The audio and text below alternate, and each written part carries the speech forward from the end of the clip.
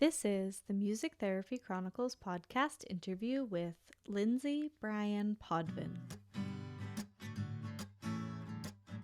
Start just tracking, like we do with so many of our clients, what's going on when this thing happens? What's going on when you get these like tantrums or these outbursts? Oh, well, A, B, and C happened first. So really just starting to check in with yourself to see what your relationship with money is like so you can work on whether or not it's working for you or not. And what I mean by that is if it's working for you, you are able to look at your money and understand with confidence and competence that you are in control of your money and your money is not in control of you. You're listening to the Music Therapy Chronicles, a podcast about music therapy from a variety of perspectives. Our ambition is to inspire and connect listeners through meaningful conversations, just like a music therapy conference you can listen to anywhere. My name is Trisha Coyote, and I am a board-certified music therapist from the New England region. If you like what you hear, join our group on Facebook and share your own insights and thoughts about the episodes. You can also connect with us on social media and online at Music Therapy Chronicles. Welcome back to the Music Therapy Chronicles podcast. Today's interview is an extra special one in a way because Lindsay, our guest for today, is not a music therapist, but she is a financial therapist. So you may or may not know this, but personal finance is something I'm pretty passionate about. Would not say in any way that I am an expert, but it is something that I truly enjoy diving into, talking about, learning about. I don't want to say educating about, but at least like creating thought-provoking spaces on this topic. So I hope that you are ready for this conversation. I know talking about money can be very taboo depending on your personal beliefs and experiences and what have you, but I think that having more conversations like this is very, very important. And I know that you will learn a lot from Lindsay today. I first heard her on Kate's podcast, The Creative Therapy Umbrella, and I followed her and fell in love with everything she's doing. You'll hear in this episode when she announced her collaboration with Elevest, I could not contain my excitement because I also love Elevest. Links to all that will, of course, be in the show notes. So anyway, a little bit of fangirling in this episode, but also just a really great conversation, very thought-provoking, very eye-opening. We touch on a lot of stuff, and check out all of Lindsay's content to dive into all of that more. So if you enjoy this episode, please consider leaving us a rating and review. 5 stars is our favorite, of course. And you can also find us online and on social media at Music Therapy Chronicles. Hop on our newsletter so you know all the exciting things that are coming up. You'll know about our future pod courses, when the community will be opening again, sneak peeks of future guests, all that good stuff. I also want to let you know that this podcast is sponsored by MTPC, or the Music Therapy Podcast Collective, which is your one-stop shop for all the amazing pod courses that us music therapy podcasters are putting out. Currently, our latest pod course from Music Therapy Chronicles is Music is Your Superpower. If you didn't hear last week's episode, I talk all about it and some sneak peeks about what's inside the course, but that pod course is currently on sale. It's pre-approved for 6 CMTE credits, and to celebrate the launch of this course, we are holding our last sale of the year. The entire MTPC shop is on sale for about 1 more week. So if you'd like to get in some more CMTEs before the end of the year and you love listening to podcasts, here's your opportunity.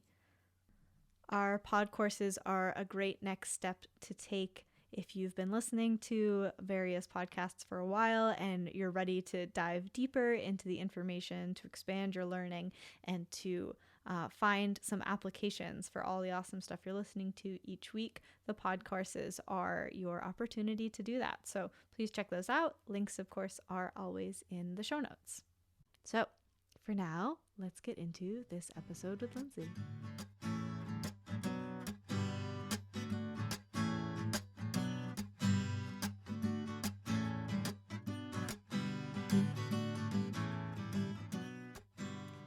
All right, Lindsay, welcome to the Music Therapy Chronicles.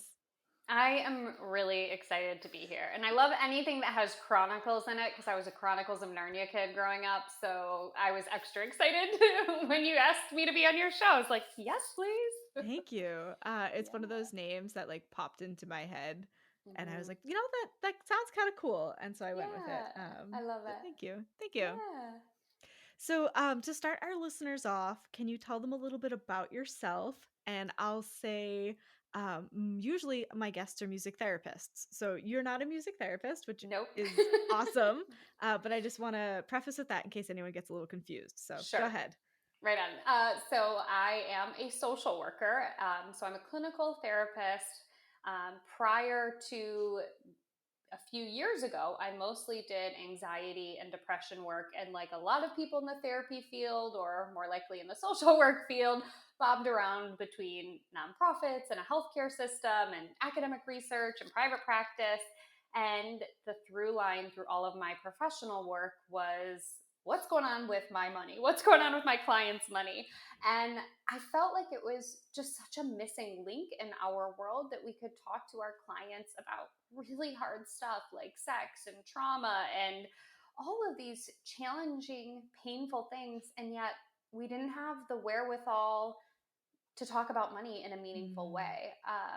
And so I really felt like there was just something missing. And I sought out additional training in financial social work and in financial therapy, and got certified in financial social work in May of 2018, and really made that my private practice mission was to move into seeing financial therapy clients. And so now in my practice, Mind Money Balance, I have two arms of my work. I have my clinical arm where I'm helping individuals and couples using financial therapy. And then I have my consulting arm helping other private practice therapists set up sustainable and profitable businesses so they don't burn themselves out and leave the field or undercharge and overwork and all the things that so many of us helpers and healers have a tendency to do. Yeah. And even being a different allied health professional, every time I listen to your show, everything completely resonates. And I know a lot of the listeners feel the same way. So I'm really excited to dive into this as both a helping professional and as a professional human being who experiences their own relationship with money, I'll say. We all have a different relationship with money. And ours just happens to be unique based on the type of people we are, the type of jobs we work, all that good stuff. Yeah, for sure. Cool. So, what initially even drew you to be a helping professional? What about that spark? Oh my gosh, that is a really good question. I bobbed around a lot in terms of what I wanted to do. When I was very young, I wanted to be a veterinarian, and then I learned really quickly that meant I had to euthanize animals, so I wanted no part of that. And then I thought I liked history, I like social studies, I like psychology and sociology. So in entering college, I think I changed my major 3 or 4 times, from law to journalism to, I think I finally landed on sociology, and thought I wanted to study and teach. And then after finishing my undergrad, realized I didn't want to do my PhD, and graduated right into the Great Recession. Actually, let me preface it, right before the Great Recession. So I was on the cusp of the Great Recession, where we were told, go to college, it doesn't matter what you study, you'll get a job. And that literally happened for me. I had a degree, a bachelor's of arts in sociology, no work experience beyond, I was a server from the time I was like 16. So I'd always been working, but not working in an office setting or anything like that. So I graduated on a Friday. Sunday, I was moving from my home in Michigan to Chicago to start working in marketing, which I knew nothing about, had never taken a class on, didn't even know what the word meant, and got a job right away. Turns out, fast forward, hated it. The economy crashed in the meantime. I didn't really grasp what that meant. So I moved back home to Mm. Michigan when my contract ended and thought, oh, just find something else. That's what I did a few months ago or a year ago or whatever it was. And the economy had totally wiped out. And I was seeing friends of mine, people who were up to a decade older than me, who'd been working, who were laid off, couldn't find work. We were all back in the service industry again, and it was like the twilight zone. And Mm. so I went back to school knowing that I wanted to do something helping adjacent, but because of I shared with you, I changed my mind so much. I chose social work because I thought I could go between like school social work and nonprofits and maybe case management and maybe nonprofit management. So it felt like a good fit in that it was broad enough to be able to help without having to narrow down what exactly that meant. Yeah. So I applied to one grad school and I told myself if I get in, I'll go to social work school. If I don't get in, I'll spend another year figuring it out. Got in, went to social work school, and had a passion for mental health and specialized in interpersonal mental health care. And that's it, I think. Yeah. I think that's a really cool story, but also the fact that it ties back so much to our topic today. Yeah. And I'm sure that you've like done your own reflection on this, but how much do you think that timing of graduating, experiencing, having a job, trying to switch, how much of that do you think informed or motivated you to now niche into finance? Tremendously, obviously, Yeah. right? I don't think it's possible for us as helpers and to totally divorce ourselves from our work. I grew up in a financially privileged household. My college was paid for, and I knew in the back of my head that if I left that marketing job and went back into serving, if push came to shove, I could move back home. Mm. I had a solid financial safety net because of my family, because of where I came from, and I didn't take that for granted. And when I finished grad school, I was earning less money than I did as a waitress, right? Which is also a common story. And so it didn't like I had a tremendous leg up. And at the same time, I was going to be spinning my wheels if I didn't make some drastic changes. And let me be clear that I wasn't like spending frivolously. I Mm. wasn't going on shopping sprees. It was really like, how do I manage this paycheck to paycheck stuff? Got interested personally in how to manage my money and started to make some progress for sure. So I wasn't running out of my paycheck every month, but there was only so much you can cut. I was living in a high cost of living area in the cheapest apartment I could find, shopping very economically. And it also really impacted my mental health. I was working in a place where I loved the work, but it was incredibly mentally draining. I was having chronic insomnia because I wasn't able to create a barrier between my work and my Mm. life. And then I was also stressed because I just couldn't afford things. Um, and that impacted my overall mental health and well-being. I wasn't showing up as a good social worker because I was exhausted, because I was run down. I was getting sick all the time. I caught every bug you could possibly get under the sun. Obviously, this is pre-COVID days. And I got the opportunity to leave that nonprofit for a better paying social work job. And I did the wrestling that so many of us do when we leave something we love for something Mm. else, because in our fields, we are told you did this because you don't care about money, or money is not important to you, or remember, you didn't choose this field because you're going to make money. But when I left and I got a significant pay raise, I could breathe again. I Mm. actually started sleeping again. My health improved. It was a game changer for me. And that's really my personal experience of going, shit, no wonder, and naivete as well. Like, no wonder when we are struggling financially, it's so hard to do anything else. And in therapy, we always talk about like safety. We first have to establish safety before we do anything else. And it's Mm. really freaking hard to establish safety if you're worried about whether or not you're going to have groceries, if you're worried about whether or not you can pay your car note. It's incredibly stressful. And so for us in our field to just ignore the finances in our clients' lives just feels like such a swing and a miss.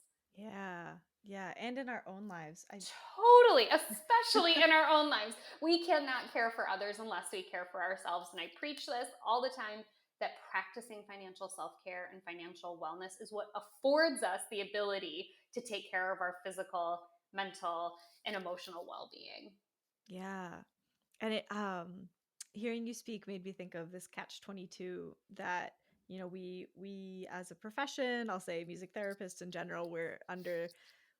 We know that we should be compensated more for our work based on like the equivalent of other healthcare professionals, but we're just where we're at right now, with recognition and everything. And same thing as you said, people want to change positions, but then there's this guilt factor. And, you know, maybe it's like, how often are we keeping ourselves small by saying, exactly, I didn't get into this profession for money, and, you know, keeping ourselves in this box that we so need to break out of. Yeah. And I really appreciate everything that you do, because you're putting voice to all of this. You're empowering people to take charge of their own financial well being. You're providing them with resources to do it. And you're opening up the conversation, because I talk about this kind of stuff all the time. And so it doesn't feel taboo to me, but it's interesting when you step into a space where it is. And all of a sudden, you know, you're like being perceived in this way. It doesn't feel good, Right. even though we know like these conversations need to be happening. And when you are around them and used to it, it feels taboo that other people don't want to talk about it. Yeah, for sure. Yeah. So tell us some misconceptions that you get a lot about the business side of doing therapy and how Mm. that relates to our Oh my relationship with money. gosh. There are so many misconceptions out there. And I think one thing that I want to share with your listeners is that there is so much noise out there about how to run a private practice or how Mm, to run a health and wellness business or allied health business. And what you have to know is your numbers and your needs. And then you can literally dial down the noise of the things that don't align with you. Because mm, at the end of the day, yes, TikTok can grow your business. Yes, Instagram can grow your business. Yes, a podcast can grow your business. But also, do you want those outlets to grow your business? Is that where you want to spend your time and energy? mm, If yes, go for it. But if not, there are so many other ways that you can grow a practice in a sustainable way. And before even picking a marketing path, before even choosing a logo, before even landing on a business name, first sit down with your numbers. That is the yeah. thing I have to stress is how much money do you need to take care of yourself and your household? How much money do you need each month?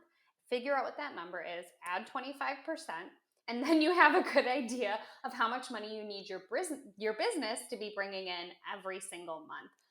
And when I say expenses, I mean your household expenses and also your business expenses, because it costs money to run a business. So Yes. looking at your unique numbers and including things like, am I able to take time off? Am I able to cover my own healthcare? Am I able to go to my own therapy sessions? Mm-hmm. Making sure that all of those things that are needed are being accounted for in your practice. And then you can move forward. It's like a lot of anxiety in that what we don't know can make us really nervous or make us really scared. And if we don't know our numbers, it feels incredibly intimidating. It feels incredibly daunting. We put a lot Mm. of projection onto it versus sitting down and looking at the numbers to see how big or scary that boogeyman is, so to speak. And so many times it's not as bad as we make it out to be. We tend to catastrophize when we don't have an idea of what's going on. So aside from like misconceptions, you have to know your own money and then you can figure everything else out. Mm. I was having a conversation with a colleague recently who has a podcast. Um, and she and I often talk about like caseload comfortability, matching that with our, I don't want to say our desired income. What's like the minimum lifestyle income? Yes. What's that term? Mm-hmm. Is it, Minimum viable income, I there you go. suppose. Yeah, All yeah. right. So our minimum viable income, you know, divided by our comfortable caseload. Anyway, so Mm-hmm. we were talking about she's getting some sponsors for her podcast, which is Mm. awesome. And she was kind of just like throwing out numbers, shot in the dark. She was like, I don't know. I don't know what to do. Is this too much? And I said to her, well, think about it like your caseload. Mm-hmm. You know your minimum viable income. It's probably not all going to go to the podcast right now, Right, but right. it was like, so take that and work with it. You know, it's the same idea. Mm-hmm. um And it was just interesting that mindset shift, the connection between the two things wasn't there until someone could reflect back, like, how to do this, Right, like, right. it's just it's in front of you and you're just not seeing the forest to the trees quite yet. um Absolutely. yeah, yeah, yeah. Also, for the people who don't know, why do you need to add 25%? Oh, taxes. I was thinking the same thing after I said that. I was like, oh, always add 25% for taxes. And if you want to be a little more conservative, round it up to 30% so you really can make sure you've got all your bills paid. Yeah. So I'll give my personal experience. I took a subcontracting job right after out of in music therapy. You have to do an internship after Yep. college. Very similar. So Mm-hmm. out of my internship, I took a subcontracting job that no benefits, kind of just your hourly rate, you pay your own taxes, all that kind of stuff. And I didn't have a printer where I was living, so my internship supervisor kindly printed out my contract for me at the location I was working. And she was like, wow, you're going to be making that much an hour? And here I am with this supervisor who's been working in the field for 10 years. I'm like, oh my goodness, like this must be great. Like, yes, that's how much money I'm going to be making an hour. And quickly realized that that was not a minimum viable income for myself, because in business or in subcontract work, you need that 30%. You need money for to put away for retirement. You need to account for health insurance and your vehicle and all these things that, when you're looking at potentially what you could make in annual income, like, that's you, the business person, that's you, the sole proprietor, that's not Mm-hmm. me, Trisha. uh, Right, yeah. right. So I feel like that for anyone who's like going into subcontracting or starting a business, like, the number might look really big and exciting, but it it dwindles really quickly once you realize all those other things that aren't included. Yep, exactly. And that's also why I think so many people get into trouble when they do subcontracting. It's Yeah. pretty standard in our field, right, to do 1099 work, Mm. which, to quickly break it down, 1099 is contracted work where the person you are working for does not cannot ask of you, you need to work this specific number of hours. They also don't provide you with health insurance, retirement benefits, FMLA, any of those kind of benefits packages that you would get in traditional employment, which we would call W-2 employment. But the problem is Mm. that so many of us don't even have access to the difference between the two, that we often are treated as employees when we are 1099 contractors, right? So a Yeah. lot of people will say, well, you have to be here Monday through Friday from 10 a.m. to 7 p.m. every day. That's just the way that it is, right? Which, if you're actually a 1099er, they can't give you those types of working hours. It has to be more like a contract. So it's really interesting. I hear that all the time, and they see that big number, that hourly rate number, that fee split number, and they're like, oh, score. But what they're not accounting for is exactly that: Yeah. health insurance, paid time off, which you must give yourself if you are in Yes. private practice, and paying for all of those things that might come with traditional employment. Mm, yes. Thank you for breaking that down in a much more Yeah, synthesized way than just my yeah. rambling. Sure. No, no, I appreciate hearing it in so many ways. And I'm also a fan, as you know, because you listen to my podcast, I repeat things a lot Mm, because we all know that it can take numerous times for us to be exposed to a concept, for it to click. And there may be times where we hear something again and again and again, and it doesn't sink in until the seventh or eighth time, right? Or we finally connect the dots in a way that feels good, or somebody explains something in a slightly different way that on that particular day makes sense to our brain. So yeah. I'm all about, explaining it in a few different ways, and repeating without, speaking down to anyone. I say this with respect. You're such a therapist. I know. I was talking to a girlfriend earlier, and they're like, oh, I'm so glad you're a therapist. I'm like, thank you. Sometimes it's nice, Yeah, like, not that right? we therapize each other, but it is nice to Totally. just like have that in a friendship. Yes, yes. So, okay, for someone listening to this who either is very new or has not even started their journey with understanding their mind money balance, I'll say, Mm-hmm. where would you direct them, or what advice would you give them? Mm. So are you thinking more about in their personal life or in their business life? Ooh. take it how you want to take it. Okay. What's So calling to you?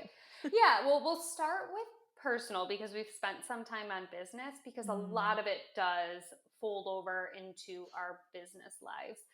So, what I often ask clients when I first meet them is like, tell me your money story. Tell me about your relationship with money. And most of Mm. the time, people need a little bit of prompting, like, like I pay my bills? Is that what you mean? I'm like, no. So when I ask people, what is your money story? What is your relationship with money?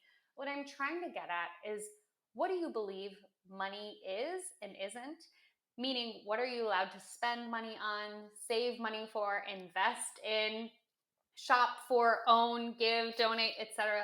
All of the things you think you are should be doing with money or are allowed to do with money. And also thinking about, what does it feel like when you actually engage with your finances, when you check to Mm. see if your paycheck was deposited, or when you log into your retirement account and look at those numbers, or when you have to sit down and dig through all of your receipts to file taxes. What are the physical sensations that come up in your body? What are the thoughts that race through your head? Are you like, oh my gosh, I just can't wait to get this over. This is so uncomfortable. Are you feeling pretty cozy about things? Are you feeling surprised? Start just tracking, like we do with so many of our clients. What's going on when this thing happens? What's going on when you get these like tantrums or these outbursts? Oh, well, A, B, Mm. and C happened first. So, really just starting to check in with yourself to see what your relationship with money is like so you can work on whether or not it's working for you or not. And what I mean by that is, if it's working for you, you are able to look at your money and understand with confidence and competence that you are in control of your money and your money is not in control of you. You are purposely and intentionally saying, this money goes towards these bills, this money goes towards my retirement, this money goes towards taxes or charity. You are the one in control of where your money is going. And if it feels way out of control for you, if it feels like your money is kind of this big thing looming over you, that's probably a sign it's time to engage in your relationship with money. And a big misconception about having a healthy relationship with money is that in our culture, we are kind of told that the more money you have, the better your relationship with money will be. Mm. Right? So Yeah. it's like, well, when you get that pay raise, you'll feel better. When you move into Totally. that nice neighborhood, everything will be easier, right? We're kind of sold on this idea that money fixes the way you feel about particular things. And as you know, I'm a proponent of, yes, we absolutely need money to take care of ourselves and have an overflow. And at the same time, having more money without addressing what we think about money won't make our uncomfortable feelings about money go away. Mm. So I was going to jump on the feelings, which is the beginning and end of that. So thank you for that segue. Sure. One of the things that I try my darndest to do is, we get the bills, right? They come in the mail, they come in your email, whatever, and like notice that feeling, which for me is usually some discomfort. But when I pay the bills, I consciously tell myself, like, oh, I'm so grateful that I have the ability to pay these. Like, it feels good to be able to take care of this. And for anyone, I live in a rural area. In the winter, especially, we lose power a lot for days at a time.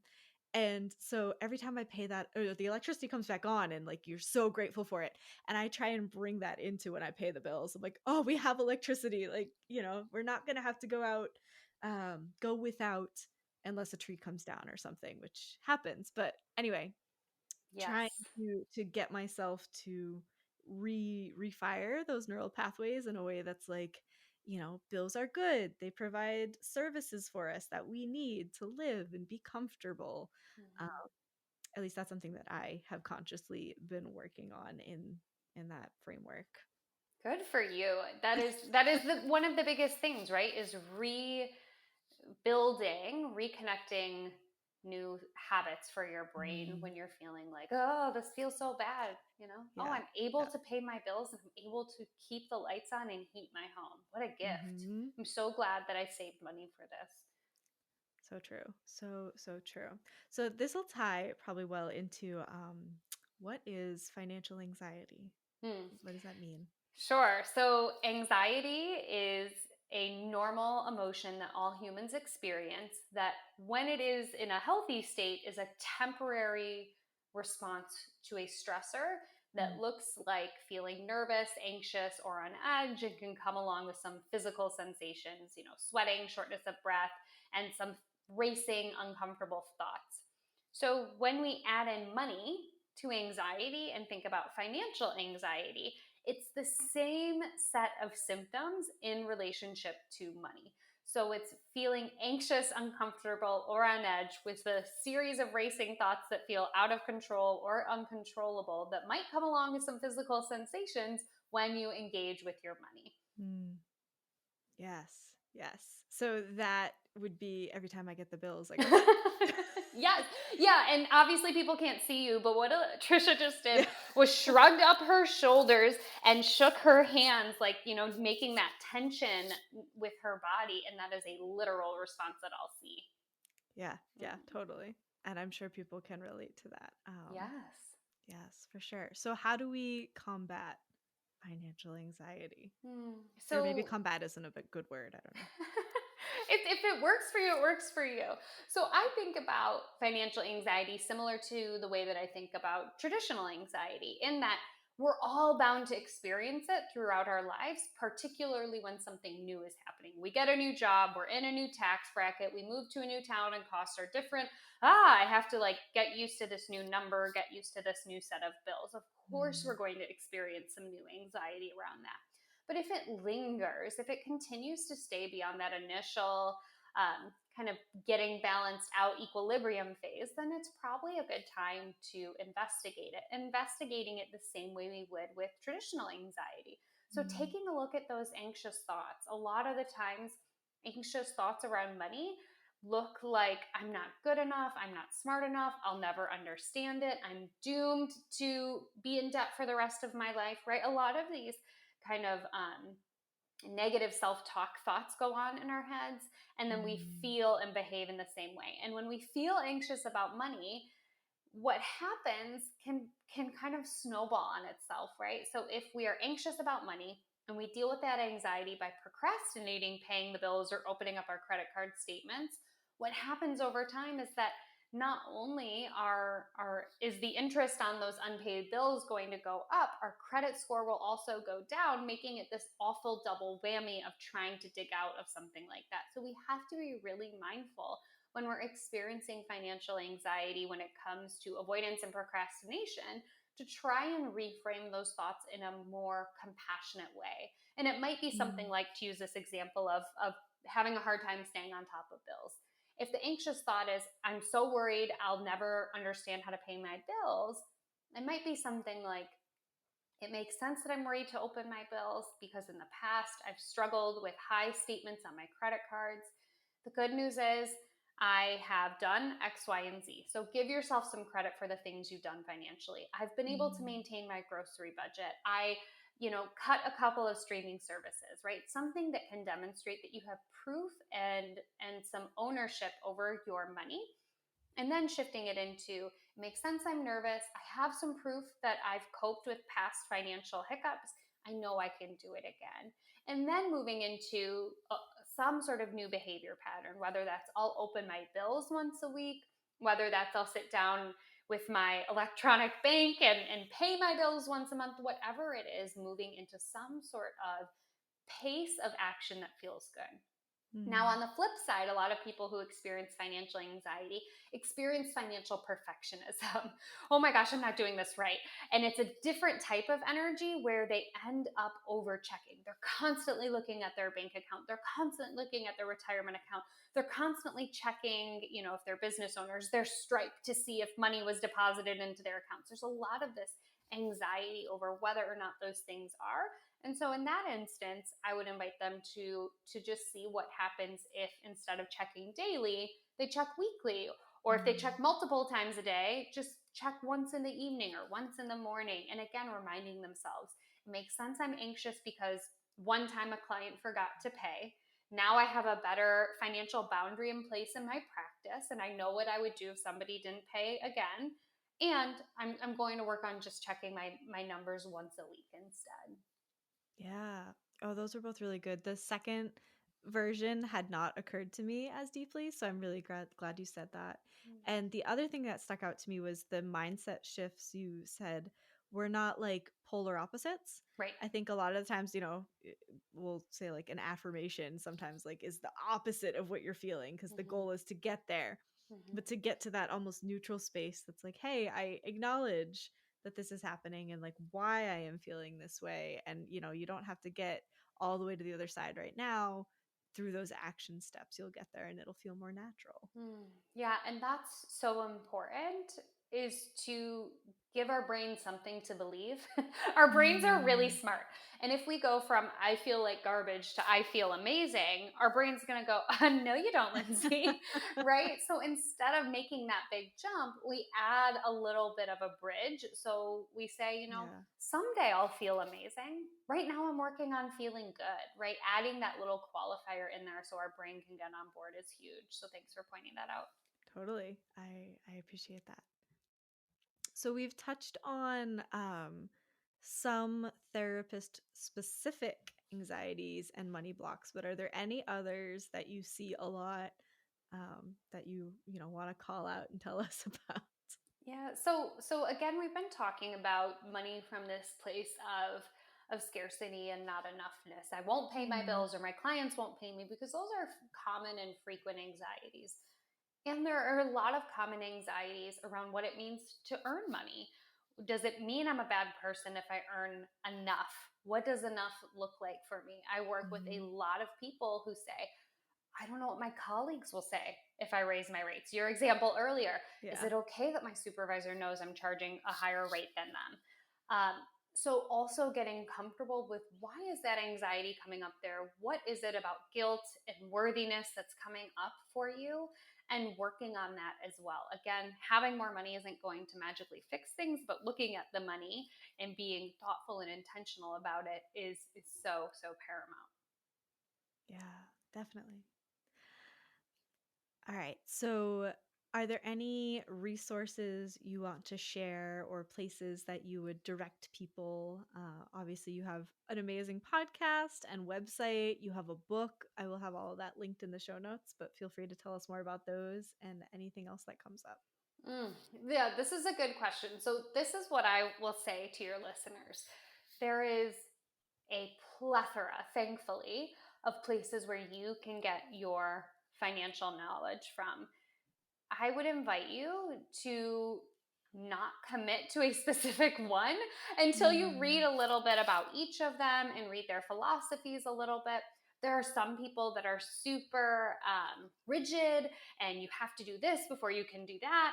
And for some people, that feels really good. They like to have that type of roadmap. And for other people, it feels a little too judgmental and strict. So then we turn over here and we look at somebody else who offers, maybe a more holistic or a slower plan or a more individualized plan. So take everything with a grain of salt. I'm a fan of following other people on Instagram or listening to other folks' podcasts and getting an idea of what feels good for you. In terms of books that I have leaned on that I found to be helpful, Erin Lowry wrote the Broke Millennial series. So it's a yes. three-part book series, and it's written in a very non-judgmental way that I find to be really helpful. So it's the Broke Millennial series, and one is about money management, one's about investing, and one's about how to have conversations about money. So that one's good. If you are more in touch with like the somatic side, the feelings side of things, Barry Tesler, Bari, she wrote the book The Art of Money, and it's really about your money story and getting in touch with the feeling side of things. And I think kind of a blend of those two can work out really well. But if you're over on Instagram, there are lots and lots of people over there. I love following Elevest, the Yes. financial diet. Yes. I'm sorry. I'm like, No, yes. that's okay. Dumpster doggy. There's a lot of great people out there. Hey, Berna. And you'll notice I did not do this on purpose, but I'm reflecting on it because I think it's important. Everybody I mentioned identifies as female. That's Hmm. also really, really important because women in our country were literally boxed out of finances until the 60s and 70s. They didn't have access to banks, credit cards, lines of credit without their husband or their dad's signature. Mm. So when we think about how far behind we are to having access to our own bank account, our own credit card, our own ability to take out loans for ourselves, we are behind. So I think it's so, so important to get information and knowledge from people who are addressing that in a meaningful way. So I did not intentionally do it, but right as I kind of heard myself going through it, I'm like, actually, I think it is important to make sure that we note that. Yeah, totally. I use Elevest and have for years. Yes. And so Okay. when I saw your collaboration with them, I was like, "Oh, my goodness, like it just made me so excited for you because everything that they're doing is awesome and it's great that you get to be part of that platform. So congratulations Thank to you. you. But Yes. it's also great to see like two things that I love and appreciate so much work like come together. I'm having trouble putting this feeling into words, but it's just nice to see worlds collide, I guess. Yeah. You know, Yeah, obviously you for work in the sure. same space, but yeah, very excited for that. Thank you. Yes. Awesome. Cool. So, do you have anything else you want to share before we move into the rapid fire? Uh, your listeners should take my quiz. Yes. Yes. Yes. Tell them about It's that. a free quiz. It helps you learn more about your money archetype, which helps you to understand why you might be saving, spending, or earning in the way that you do. It's free. It's at mindmoneybalance.com/quiz. And then when you take it, DM me on Instagram and let me know what one you got. I'm super curious, just like anything else. When we have information about what we're experiencing, when we can see ourselves in an archetype or a diagnosis or a label that we hadn't previously seen, it provides just the space and visibility to go, oh, there are more people out there like me. So yeah, it's a fun little way to get engaged in the world of our relationship with money. Yeah, I actually took the quiz alongside my business partner just like to see how we compared and we got the same answer and I thought we were going to be different but we got the same answer. And I was like this is either really good Wow. for us or really bad. Right? Because they both have the shadow side, Yes. all of the archetypes where it's kind of like okay, like you're good at this, but also this could be your detriment. So Yes, exactly. yeah. Exactly. So funny. Yes, definitely. I will have that linked and the listeners should check Cool. that out for sure. For sure. Because that I think also informs when you are looking at all these other resources and stuff to know your tendency and then be Yep. able to see all the other financial information in the light that most applies to you. Yep. If that makes sense. Exactly. No, it makes perfect sense. Yeah. Awesome. All right. So the rapid fire questions are short, but your answers don't have to be. Cool. And they're all about you, so don't stress. Sometimes All people right. get worked up. All right, the first one is coffee or tea? Coffee. Yeah, I have coffee every morning. I am the person who gets a splitting headache if I don't have coffee within 30 minutes of being awake. I tried cutting it out and then I decided, no, that's the vice I'm going to be keeping forever. And I love tea too, but tea won't wake me up. I need coffee. Mm-hmm. Yes. Early bird or night owl? Neither.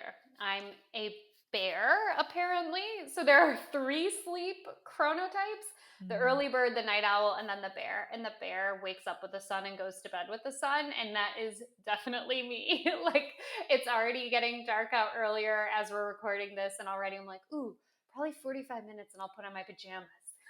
Yes. Yes. I've never actually looked into it, but I'm probably also a bear, but that doesn't work in New England in the winter. Yeah, Because totally. you get like You 8 just be hours of sleeping daylight. all the time. Yes. But maybe we should. Maybe we should all be sleeping, a ton of hours. Who knows? Oh, the world would be a different place, that's for sure. Something you'd tell your younger self. Oh, this is a really good and hard question. I look back at my younger self and I think oftentimes I was faking having confidence. So I would probably share with them that be um, it's okay to be vulnerable. Yeah. Yeah. Yeah. So I usually ask people what their music therapy elevator speech is because Ooh. people in general don't necessarily know a ton about music therapy. So Mhm. I'm interested to hear what you think music therapy is. And I'm going to say there's no wrong answer because this helps us inform. No, really. It helps us inform how we're perceived and therefore Cool. how to describe what we do. So what do you think music therapy is? I think music therapy is a way for therapists and their clients to work together to help them their clients express things that maybe they haven't been able to in Mm. traditional ways. So having a creative outlet and a way to move their bodies and hear sounds can be a different way to help with, nervous system regulation, creativity, anger mechanisms. But I'll be very transparent that when I first think about music therapy, I very much think of like Rafi sitting down across somebody else, Oh. like doing like a banjo drum sesh. So that is the image that comes to mind. I would say the image is, and music therapists listening to this are going to hate me. The image is pretty accurate, but everyone in the background's going, no! But you acknowledged the therapeutic relationship. So, Yes, yeah, yes, yeah. You're yes. allowed to refer to a music therapist in your area at any time. You would be a good Okay, referral. thank you. All right, I love it. What is your favorite self care practice? Oh, it is hands down every Thursday. I make a huge thing of stovetop popcorn. I get on the couch with my dog and I binge watch Bravo TV. It is a non negotiable for me and has been for many, many years. And it is the way I restore my nervous system. Yeah, it's Bravo therapy. Yes, exactly. Exactly. Love that. Something that's currently adding value to your life. That's a good question. I really appreciate you asking this question because it feels Mm. like things have been stuck in a state of sameness for a long time. But Yeah. actually, I would say that what's been adding value is how the interactions with others in my life have felt more palatable and more meaningful over the last, 20 months, 18 months, whatever it's been. So I would say Mm. just having that moment of reflection before and after interactions with people has made me really reflect on the value of other relationships in my life. Yeah. Ooh, well said. So I usually ask people their favorite song or intervention to use in a session. So I know that doesn't really apply. So take it how you will. What's one of Yeah. your favorite things to do either as a therapist or as a coach? Oh my gosh. This is like trying to pick your favorite musical instrument, I imagine, Totally. right? It's like an impossible situation. Um, One of my favorite things is honestly when I first start working with people and I do kind of their social history, but through the lens of money. So we go Mm, back in time. What did your parents or caregivers do for a living? Where did you live? What was your first interaction with money? And it is so fun to watch new clients start to connect the dots in that very first session about what might yes. have shaped their relationship with money and to just pause and think about what did money feel like in my household growing up? What did it feel like to, you know, have a lemonade stand on the corner, right? All of those things. So it's really fun because it happens in that very first session. And often I think therapy gets a bad rap of being too slow or too laid back. And it feels Mm, like a good way to jump in without overwhelming anyone. yeah, totally. Totally, totally. All right. The last question is where can the listeners find you and connect with you? Of course, they can find me at mindmoneybalance.com. My podcast is the same name. My Instagram handle is the same name. So they can find me wherever they would like. Awesome. I will have all of that linked in the show notes. And I want to thank you for all the work you're doing and for making the time to come talk with me and share with the listeners. Thank you so much for having me. It was really fun to have this conversation, and I'm just so glad to be connected. Awesome.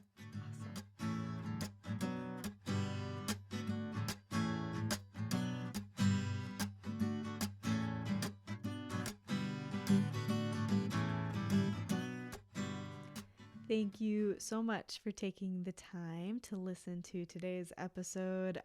I hope you found it thought-provoking and insightful, and you check out all of the awesome resources that are in the show notes to continue your own personal finance and professional finance journey.